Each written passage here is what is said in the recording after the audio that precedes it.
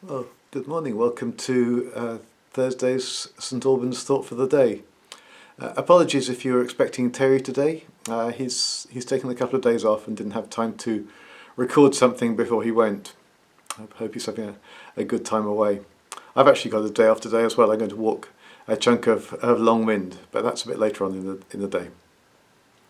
On Tuesday, I talked about the roots of a critical spirit. How one of them was insecurity, that need to prove ourselves, because at heart we're not sure we're okay, and criticism of others is a way to build ourselves up and fight that insecurity.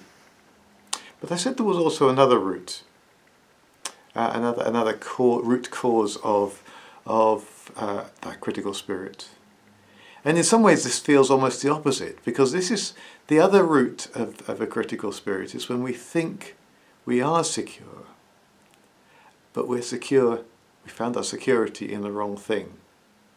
The Bible calls it idolatry, making idols, and in Bible times they would make physical idols there. They'd carve a pole of wood and worship it and stick it up, stand it up and bow before it and worship it and trust it.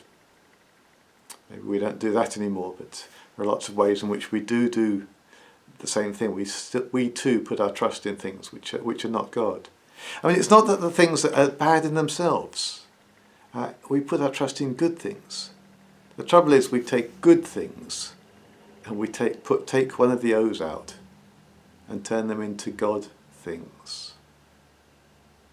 We take good things and turn them into God things.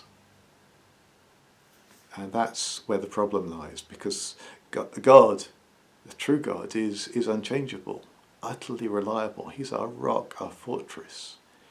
His love never fails, it never gives up, it never runs out. It's a theme we're going to be looking at on Sundays in the next few weeks. But things, ideas, people, physical things, they can fail, they can go wrong, they can be taken away. And when that happens, if we put our trust in them, if we've made those good things our God things, then we're so hurt that we lash out. We're miserable, we're complaining, we're blaming. And we all do this business of idolatry, don't we?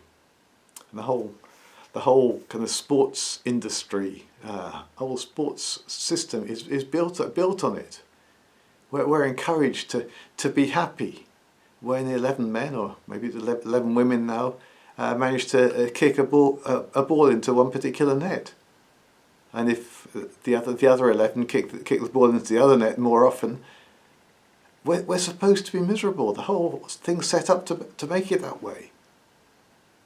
And we think it's just a game, but actually it affects us much more deeply than that, doesn't it?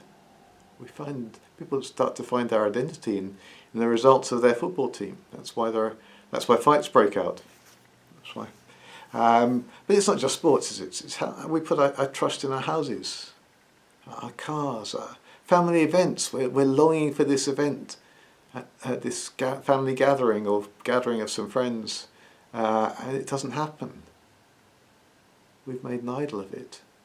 If we've made it into an idol, then we're miserable, we're upset, we're horrible about it. We do it with our holidays, our caravans. And it's even more dangerous when we do it with things close to God. Maybe we make an idol of some way that we once got close to God, the way the way we used to worship, or some particular songs, or maybe some good deeds that God inspired us to do. That becomes our idol. That takes the place of God. And we are so easily deceived. We think when we're defending it, we're standing up for God. We're standing up for right. This is the right way to do it. This is the godly way to do it. But actually, we're defending our idols. We're becoming grumpy or critical because someone's taken away something that's become our idol. Someone's even threatened it. was a time, I remember a time when I really wanted something, really wanted a change in the church, not a physical change to the building, but a change to do with people. And it was a really good thing. It was going to be a key piece of ministry. It's something I'd dreamed of for some time. I had longed for it. It would give glory to God. I'd overcome some opposition. Some people had been quite difficult about it. But most agreed that it was a good idea. I pressed forward with this. I'd invested time, I'd invested money, I'd invested my heart in this thing coming to pass. And then, in just a couple of days, it was gone. Taken away, never going to happen. And I was utterly devastated. I was miserable. You wouldn't have heard it on the outside, but on the inside I was blaming everyone I could possibly imagine. I was blaming myself, I was blaming the person concerned, I was blaming the people around who'd made it difficult, expressed opposition, even though that had gone away. I was blaming everything. I was angry with God even. And maybe that's a slightly better place to be in some ways. But it harmed me so much. It harmed me so much. For days I was probably pretty horrible to be with. Because it had been a really, really good thing. It's not easy to get over something like that. But the route to healing was to see that, good though the idea was, it was actually an idol. It wasn't God himself. I put my hope in my idea, not in the God who I wanted to glorify through it.